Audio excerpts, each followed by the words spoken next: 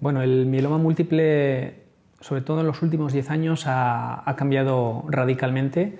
y, de hecho, ha habido una aprobación de hasta 7 fármacos diferentes en los últimos años, con lo cual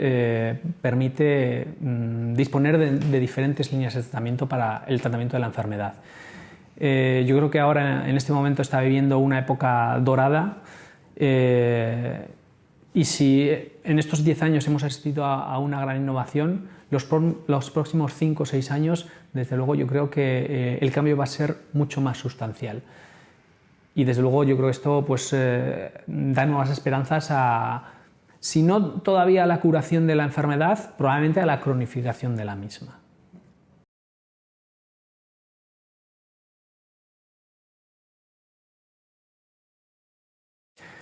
Bueno, las gamapatías corren riesgo de transformarse en un mieloma múltiple y eso supone un riesgo para el paciente.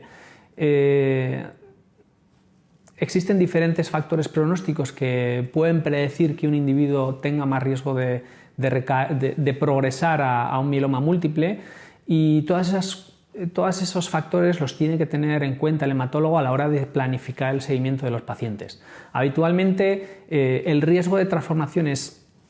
relativamente bajo, en torno a un 1% de los pacientes con gamapatías progresan a un mieloma múltiple, y con un seguimiento habitualmente de 6 meses o un año, controles analíticos cada 6 meses o un año, suele ser suficiente. Y, de hecho, dado que la gamapatía es una alteración que afecta fundamentalmente a gente de edad avanzada, incluso hay gente pues, más allá de los 80 años que probablemente nunca vayan a desarrollar un mieloma múltiple y que puedan fallecer por causas naturales.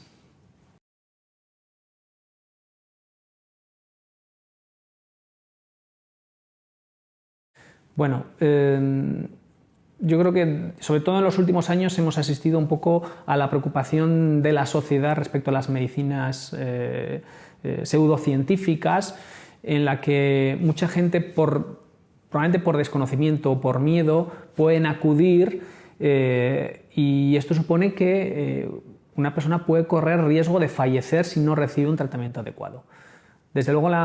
el que un individuo esté informado acerca de la enfermedad que padece, yo creo que genera probablemente un poquito de tranquilidad y también confianza respecto a lo que le puede aportar el médico. Por lo tanto, el que un individuo está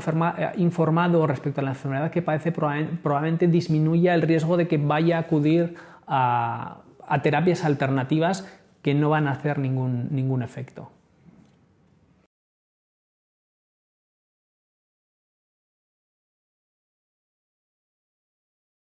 Bueno, yo creo que habitualmente en la consulta, cuando el paciente acude a la consulta,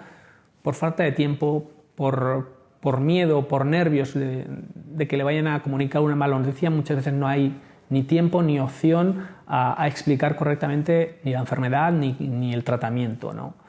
Entonces, bueno, yo creo que sí que merece la pena y es importante que las entidades, o sea, que los pacientes se reúnan en este tipo de grupos para dar un poco voz a esas necesidades que muchas veces no pueden estar cubiertas simplemente por la carga asistencial que tiene la sanidad pública en nuestro país. Entonces, este tipo de asociaciones yo creo que fomenta que haya un poco la comunicación entre el médico y el paciente de una manera un poco más distendida que no es en la consulta, y favorece incluso que el paciente pueda hacer preguntas de manera un poco más de aspectos que le preocupan y que a lo mejor no se ha atrevido o no se ha acordado de hacer en la consulta.